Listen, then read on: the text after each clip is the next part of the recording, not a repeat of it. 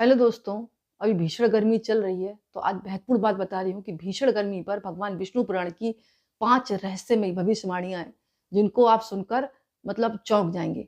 अब वो क्या हैं? अभी मैं आपको डिटेल में बताती हूँ। जैसे कि उस मतलब भविष्य पुराण में लिखा हुआ है कि पृथ्वी पृथ्वी और देवलोक के समय में अंतर होगा। ये मैं नहीं कह रही, विष्णु पुराण में लिखा है कि ज़्यादा गर्मी पड़ेगी, तो धीमे-धीमे क्या होगा? विष्णु पुराण की माने तो पृथ्वी और देवलोक के समय में बहुत बड़ा अंतर होगा। पृथ्वी पर 12 महीने का 1 साल होगा, जबकि देवलोक में 1 दिन और रात मिलाकर 12 महीने होते हैं। इस तरह से देवलोक में 1 साल 360 सालों के बराबर होगा और 12,000 दिव्य वर्षों का एक चतुर्युग होगा। विष्णु पुराण में कहा गया कि पृथ्वी पर हर महीने मौसम में परिवर्तन होता है और देवलोक में एक ही मौसम में एक ही मौसम सदियों तक बना रहता है। यही बदलाव कलयुग में भीषण बातों का संकेत दिखाई दे रहा है। विष्णु पुराण में लिखा है। ये भी कहा गया है कि उसमें एक चतुर्युग समाप्त होने के बाद धरती कमजोर हो जाती है, फिर 100 वर्षों तक सूखा पड़ता है, जिससे धरती की फसलें बर्बाद हो जाती हैं और हरियाली भी खत्म हो जाती है। विष्णु पुराण के मुताबिक ये भी कहा जाता है कि भीषण गर्मी को लेकर कही गई है।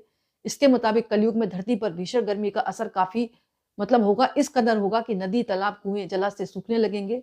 धरती में पानी की कमी के कारण तपती धूप का एहसास अधिक होगा। भीषण गर्मी से लोगों को पानी तक नहीं मिलेगा और पानी जैसे मूल्यवान वस्तु को भी पैसों में मतलब बिक्री होगी। ये भी कहा जाता है कि जब ज़्यादा मतलब गर्मी पड़ेगी ना, तो विष्णु पुराण के मुताबिक लोगों की मौत होने लगेगी। ये मैं नहीं कह रही, विष्णु पुराण में लिखा है।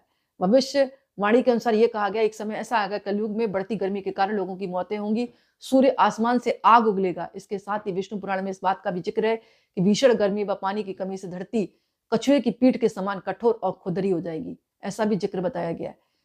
इसके अलावा ये भी कहा गया है विष्णु पुराण के अनुसार कलयुग में धरती पर भीषण गर्मी का प्रकोप इतना भयभीत हो जाएगा, इतना भय बन जाएगा कि पानी पूरी तरह सूख जाएगा, धीरे-धीरे धरती का अंत हो जाएगा। ये भविष्य पुराण कह रही है, जो कि विष्णु पुराण में मतलब ज़िक्र है। तो हालाँकि सच और गलत क्या है ये तो किसी को भी नहीं पता। बड़े-बड़े ऋषि-मुनि भी इस बात को नहीं बता सकते। जो ज़िक्र मुझे समझ में आया वो मैंने आपके साथ शेयर किया। सही और गलत ये मैं नहीं बता सकती। विष्णु पुराण में उल्लेख है, जो कि मैंने आपके साथ ज़िक्र किया है। तो ज़िक्र बात अलग है, लेकिन समय भी नज़र आ रहा है ना, जिस तरह कोरोना काल बढ़ रहा है, नई-नई बीमारियाँ आ जाती हैं, फैल जाती हैं और धरती पर गर्मी का प्रकोप भी बहुत बढ़ रहा है, ये भी समझ में आ रहा है और सूर्य की गर्मी भी समझ में आ रही है और पानी की कमी भी समझ में आ रही है।